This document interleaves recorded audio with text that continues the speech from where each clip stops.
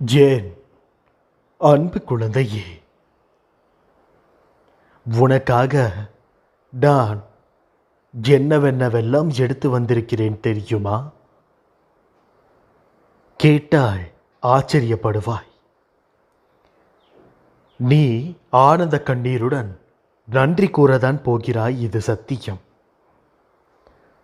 உன்னுடைய வாழ்க்கையில் நிம்மதி தேவை என்றால் ஞாபக மறதி நிச்சயமாக தேவை. ஞாபக மறதி என்றால் நம் அனைவரும் ஏதோ ஒரு விஷயத்தை மறக்கிறோம் என்பதற்கு பெயர்தான் ஞாபக மறதி. அந்த ஞாபக மறதி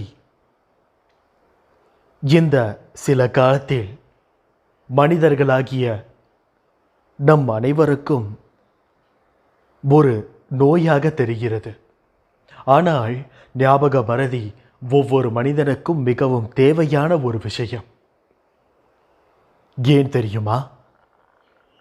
பிறர் உனக்கு செய்த துரோகங்களையும் கெட்டதையும் மறந்து மன்னித்து அவர்களை ஏற்றுக்கொள்ள இந்த ஞாபக மறதி நம் அனைவருக்கும் மிகப்பெரிய ஒரு தூணாக தேவைப்படுகிறது. இந்த ஞாபக மறதி இருந்தால் யாரும் யாருடனும் சண்டையிட்டு கொள்ள மாட்டார்கள். உறவுகளுக்கு இடையில் விரிசல் வராது. நீங்கள் யார் ஒருவர் மீதும் அன்பு வைத்திருக்கிறீர்கள் என்றால் அந்த அன்பு எந்த ஒரு தலைகணமும் இல்லாமல் ஒரு ஏற்றத்தாழ்வு இல்லாததாக இருக்க வேண்டும். நான் பெரியவன், நீ சிறியவன். நான் ஆண், நீ பெண். நான் பெண், நீ ஆண் என இந்த முதன்மை கௌரவம் என்ற அந்த ஒரு பகட்டுத்தனமான ஒரு விஷயம் நம் அனைவருக்கும் இன்று தலைக்கு ஏறிவிட்டதனாலோ என்னவோ நாம் அன்றாட வாழ்க்கையில் தினசரி வெறுப்புகளை மட்டுமே சம்பாதித்து கொண்டு வருகிறோம். நம்மால் ஒருவர் வாய் வலிக்க சிரிக்கிறார்கள் என்றால் அதை நாமும் ரசித்து அந்த சந்தோஷத்துடன் நாமும் நம்மளை ஐக்கியப்படுத்தி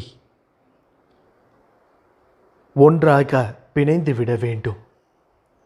ஏனென்றால் இந்த உலகத்தில் எல்லாம் இருந்தும் ஒரே ஒரு பஞ்சம் மட்டும்தான் தலைவிரித்து அடிகிறது. அது என்ன தெரியுமா? சந்தோஷம்.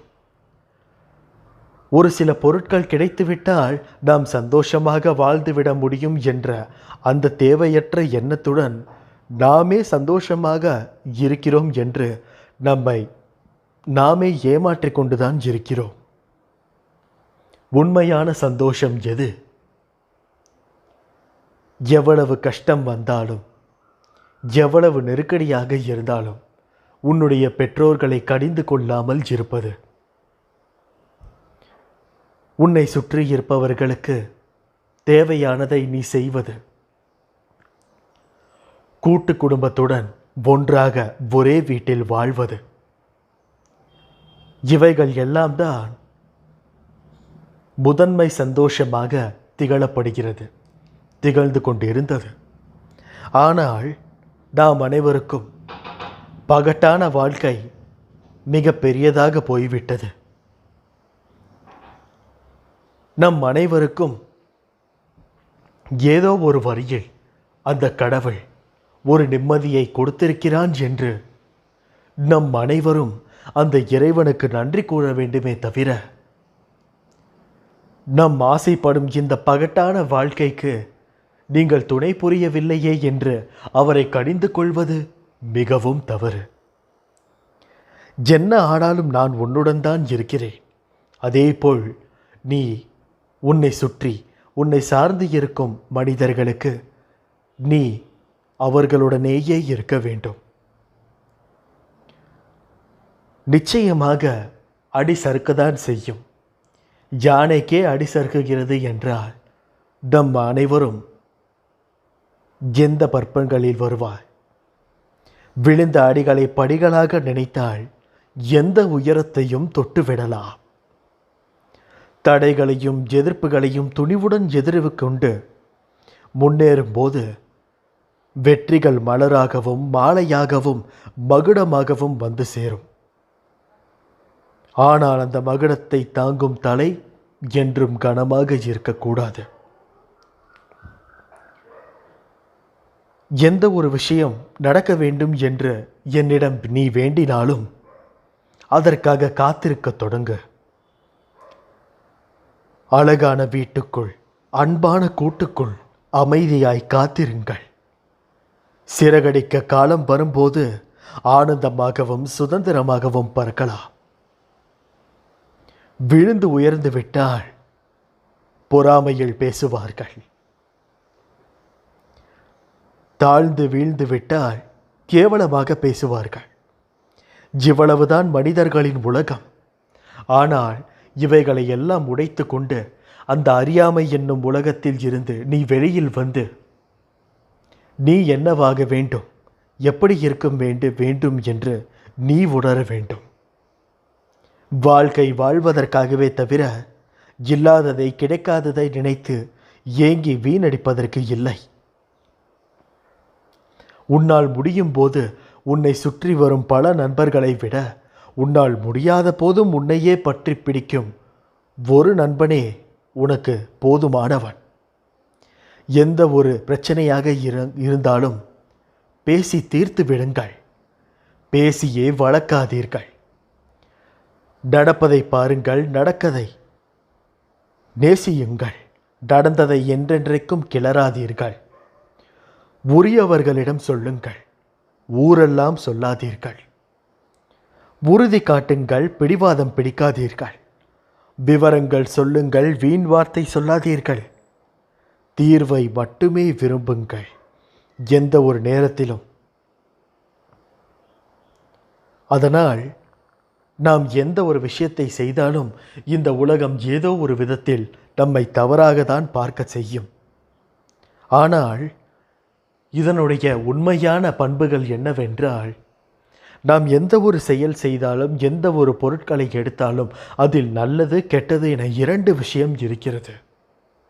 அதில் தன்னுடைய கண்ணோட்டம் எப்பொழுதும் கெட்டதாக இருக்கும் பொழுது கெட்டது மட்டுமே, தீயது மட்டுமே அவனுடைய கண்களிற்கு அது புலப்படுகிறது.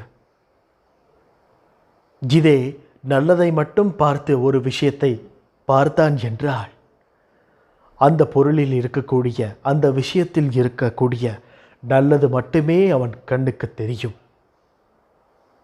நல்லதை மட்டுமே நினையுங்கள். நல்ல மனிதர்கள் மட்டுமே உங்களிடம் வருவார்கள். நல்ல யோசனைகள் மட்டுமே இருக்கட்டும். நல்ல சிந்தனைகள் மேலோங்கினால் மட்டுமே நல்ல யோசனைகள் வரும். நல்ல யோசனைகளை செய்தால் மட்டுமே உங்கள் வாழ்வில் நல்லது நடக்கும். நல்லது நடக்க நடக்க உங்களுக்கு தேவையான அனைத்து மனிதர்களும் நல்லவர்களாக மட்டுமே திகழ்வார்கள். இது சத்தியம். இந்த பிரபஞ்சம் என்பது உங்களையும் என்னையும் உருவாக்கியது எல்லாம் ஒரு காரணத்திற்காகவே. இந்த காரணகர்த்தா என்னவென்று யாருக்கும் தெரியாது. சின்ன சின்ன சந்தோஷத்திலும் சொர்க்கம் உண்டு. சின்ன சின்னதாய் இருப்பதனாலோ பல பெயருக்கு இது தெரியாமல் போவதுண்டு. அதனால் அந்த மாய பிம்பத்தில் இருந்து நீங்கள் வெளியே வாருங்கள். பிறருக்கு ஏதாவது கொடுக்க வேண்டும் என்று நினைத்தால் அன்பு மற்றும் நம்பிக்கையை கொடுங்கள். ஆயுள் முழுவதும் அதுவே போதுமானதாக இருக்கும். அதனால் இந்த நாள் உங்களுக்கு நல்லதாக இருக்க வேண்டும் என்று நினைத்து இந்த நாளை தொடங்குங்கள். உங்கள் அனைவரையும் என் குழந்தைகளாக வைத்து உங்களை ஆசிர்வதிக்கிறேன். என் பரிபூரண அன்பும் ஆசீர்வாதமும் அன்பும் பெற்ற என் செல்ல பிள்ளை நீ எல்லா சகல சௌபாகியங்களையும் பெற்று சீரும் சிறப்புமாய் நல்ல வாழ்வுடன் நல்ல பண்புகளுடன் நீ வாழ்வாய். இப்படிக்கு போன் சாயப்பா. அல்லாஹ்.